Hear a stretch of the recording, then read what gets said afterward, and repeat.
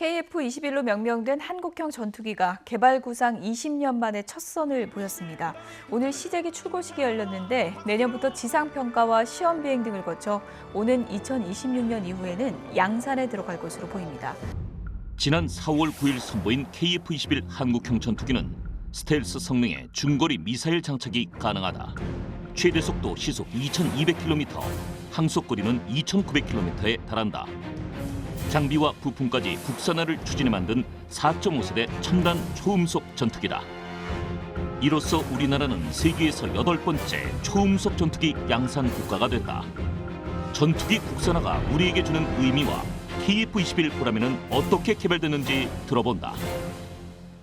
전쟁 없는 세상을 꿈꾸기에 전쟁을 연구합니다. 안녕하세요. 뉴스멘터리 전쟁과 사람 허준입니다. 안녕하세요. 강유지입니다. 최근 우리 기술로 만든 최초의 초음속 전투기 시제기가 공개가 됐습니다. KF-21 개발 쉽지만은 않았던 걸로 알고 있는데요. 오늘 유전사에서는 이 KF-21 한국형 전투기에 대해서 자세히 얘기 나눠보겠습니다. 먼저 김보현 군사전문가님, 태상우 기자님 모셔보겠습니다. 안녕하세요. 안녕하세요.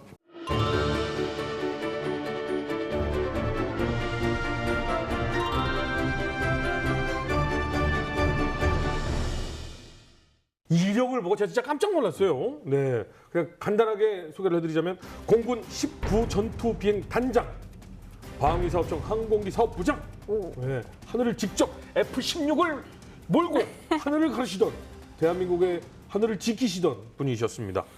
게다가 KF-X 사업에도 직접 참여를 하셨고 오늘 주제에는 이분보다 더 맞는 분은 없다라는 생각이 듭니다. 공군에서는 2014년에 KF-X 사업을 국가적으로 진행을 하고 방사청에서 사업 진행할 때 유기적으로 소통해서 완벽한 KF-X를 만들고자 하는 의미에서 사업 지원 팀을 구성을 했습니다.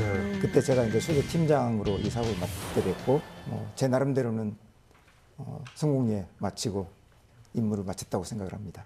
군사 전문가님께서는 직접 출고식에 다녀오셨다고요?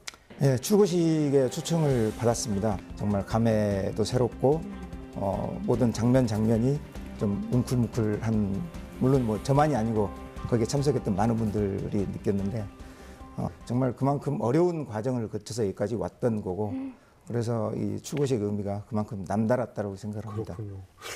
지금 방송 보시는 분들 중에 많은 분들 기억하실 텐데 저는 어렸을 때 제공호 조립하고 막 그랬었거든요. 근데 보라매가 이 사람들에게 공개가 될 때 정말 많은 분들이 눈물을 흘리셨다고 그러더라고요. 근데 왜 보라매인 거예요? 이 모든 무기에는 이름이 있죠. 그냥 이름을 막 붙이는 건 또 아닙니다. 네.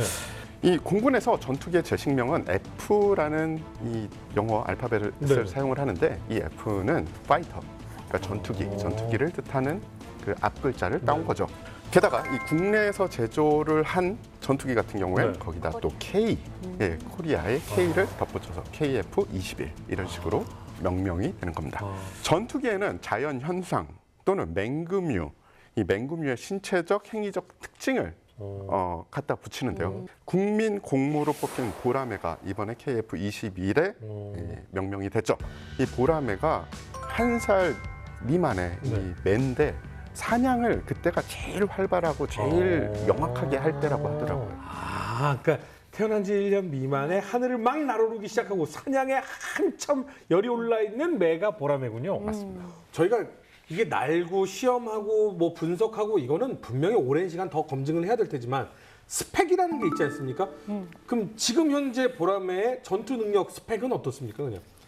지금 현재 이제 전투 능력은 이제 운영 임무에 따라 좀 차이는 있겠지만 기본적으로 이제 저희가 요구했던 수준은 처음에 이제 F-4, 5를 대체하고 앞으로는 F-15, 16까지도 대체할 수 있지 않겠느냐 발전 가능성을 보는 건데 지금 요구했던 거는 이제 7.7톤의 무장 능력, 2,900km 정도의 항속거리.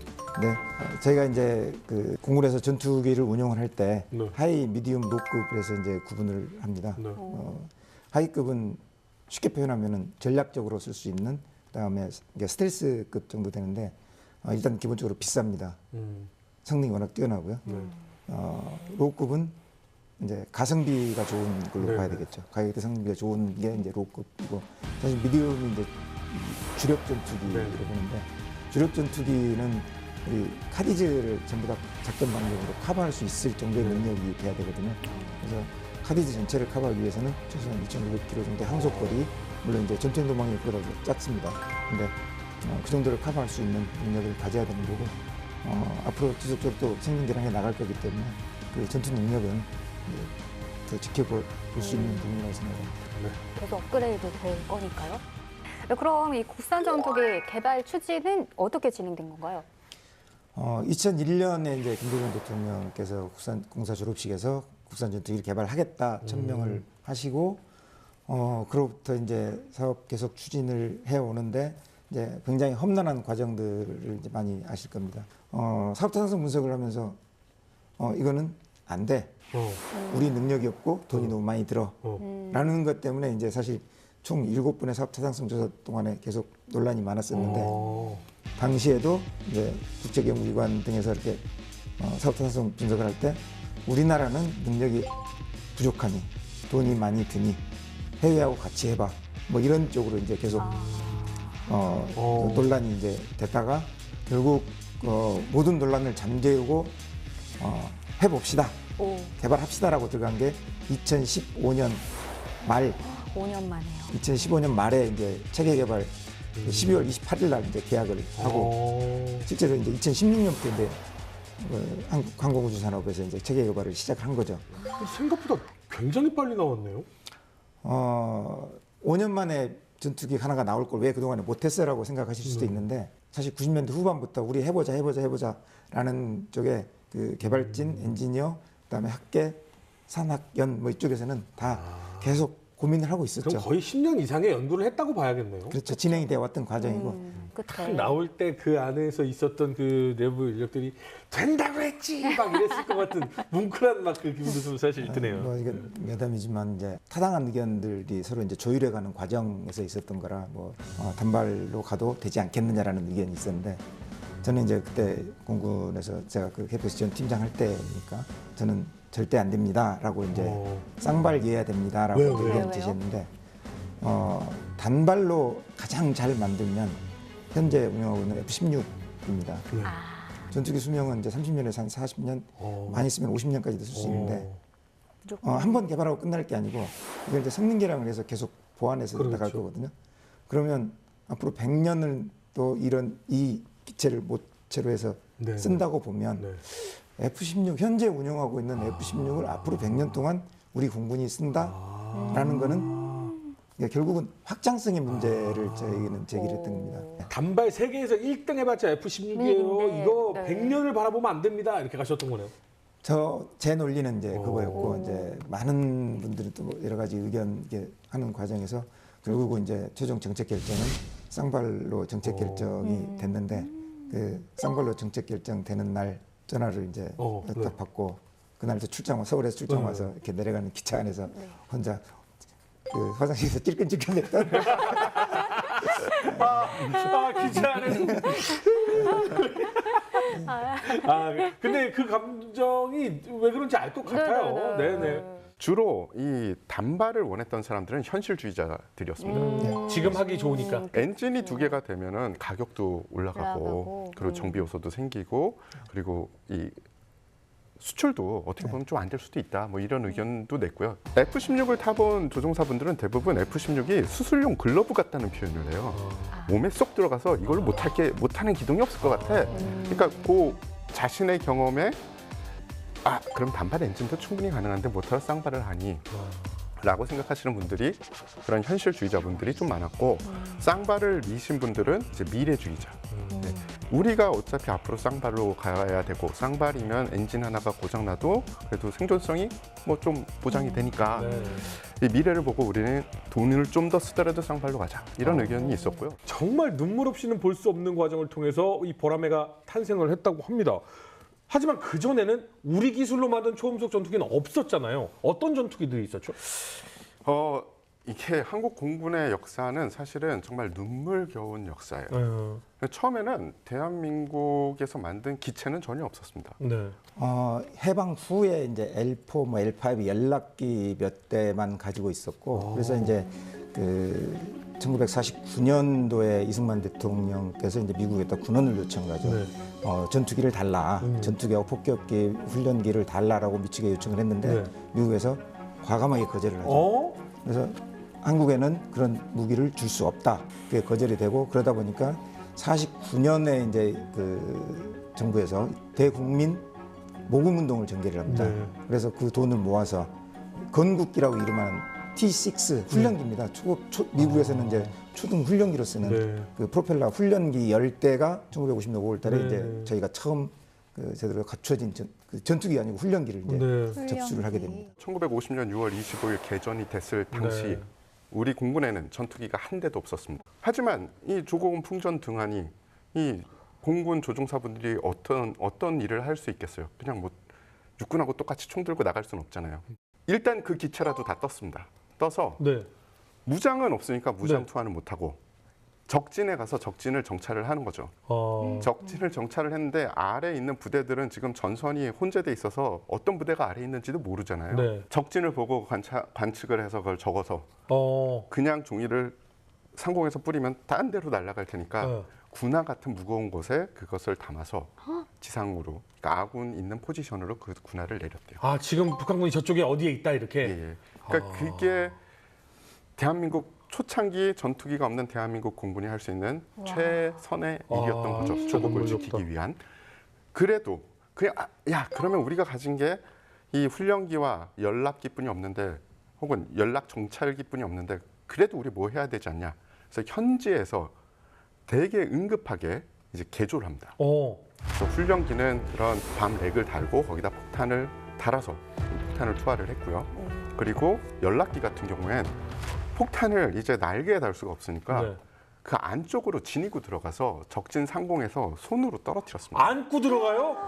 와. 그나마 뭐 15kg 폭탄 2발 정도를 처음에는 안고 들어갔는데 그 폭탄도 재고량이 많지 않아서 그 뒤로는 수류탄 혹은 박격포탄을 아이고. 상공에서 보면서 떨어뜨려야 됐던 거예요. 공군이 매년 7월 3일을 조종사의 날로 운영을 합니다. 네. 예전 6.25 시작했을 때 우리 선배 조종사들을 한번 기려보자라는 네. 의미로 이제 7월 3일 조종사의 날로 운영을 하는데 거기에 대한 얽힌 비화가 있는 게 50년 6월 25일 전쟁이 발발하고 그렇죠.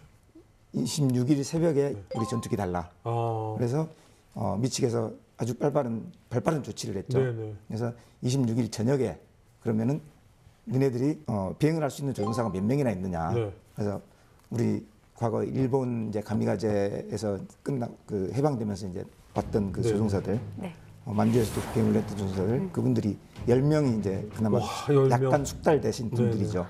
그래서 그분 10명을 27일 날, 그러니까 26일 날 밤에 네. 수원에서 미군 수송기를 태워서 일본으로 규슈로 오. 이제 건너갑니다. 네. 그래서 27일 날 아침부터 비행훈련 해야 되는데 네. 4일 동안 내리 이제 비만 오는 거죠. 여름에 이제 비가 많이 오다 보니까. 그래서 4일 동안 비만 맞고 이제 지상 교육만 하다가 한수호티 비행에 30분 비행을 하고 내려와서 나라가 위험하니 바로 돌아가야 되겠다 해서 7월 2일 날 아침에 이제 그래서 비행기를 몰고 우리나라 대구 기지로 이제 무스탕, 그게 이제 첫 전투기 무스탕 10대가 건너오게 된 겁니다. 7월 3일 날 사실 이 비행기 자체에 대한 운용이나 이런 거 거의 지상교육 4일 한 것밖에 없지 않습니까? 네네.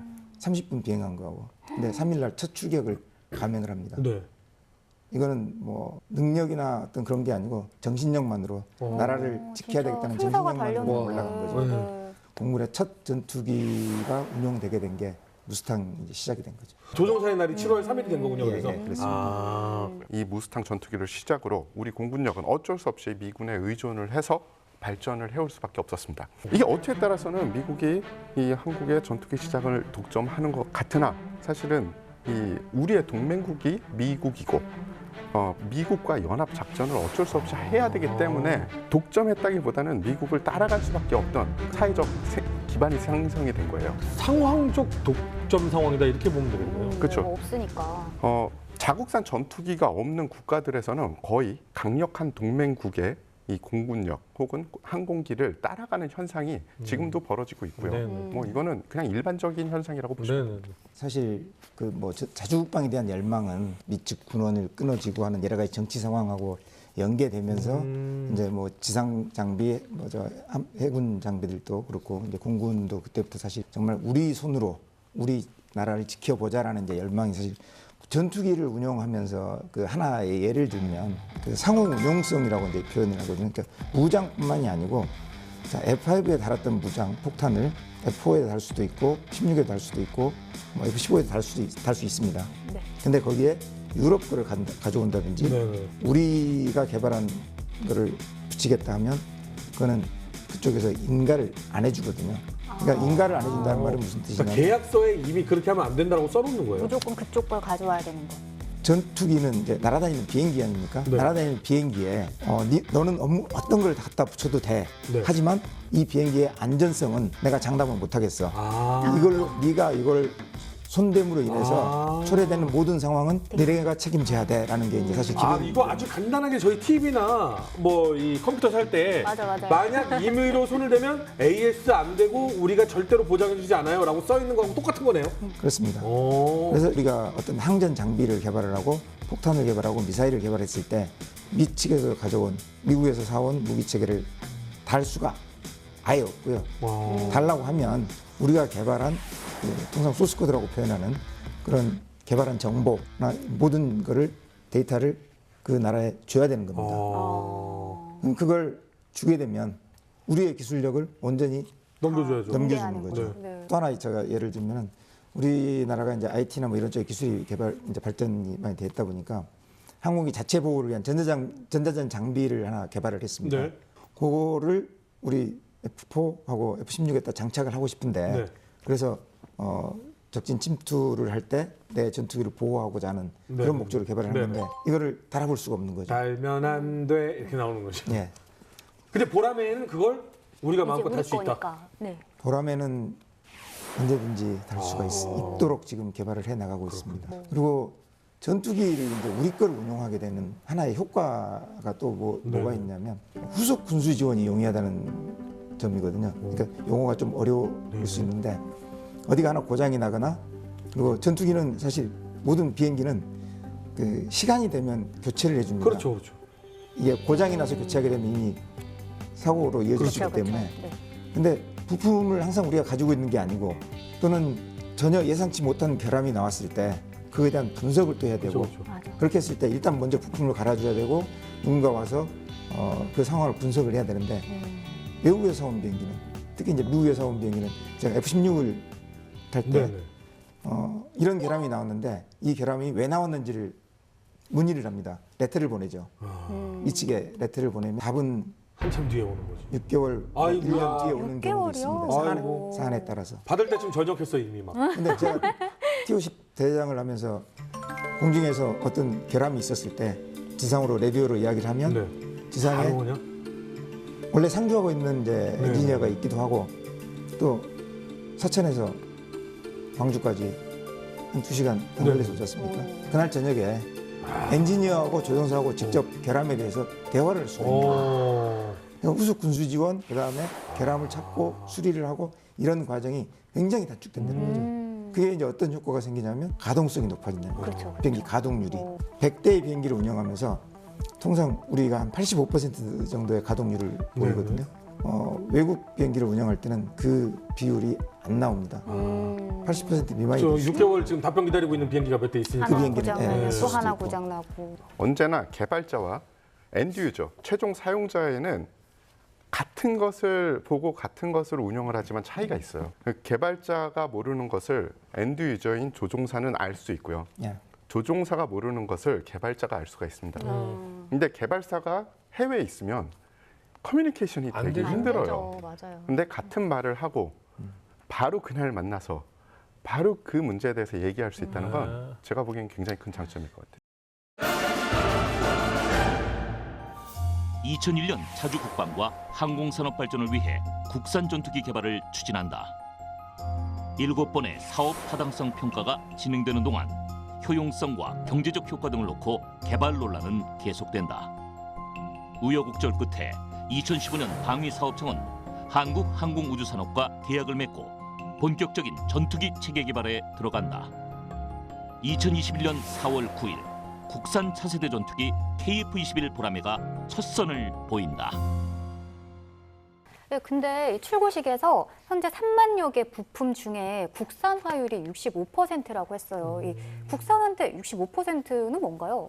3만여 개 부품의 65%가 국산화가 된다는 의미가 아니고 네. 전체 전투기 생산할 때 들어가는 비용, 양산 1호기 기준입니다. 시제기가 아니고 양산 1호기, 첫 번째 비행기를 생산했을 때 들어가는 비용의 65%가 국산화를 할 수 있다라는 거고, 비행기 전체의 비용 측면에서 65%가 국산화되는 거라고 생각을 하시면 됩니다.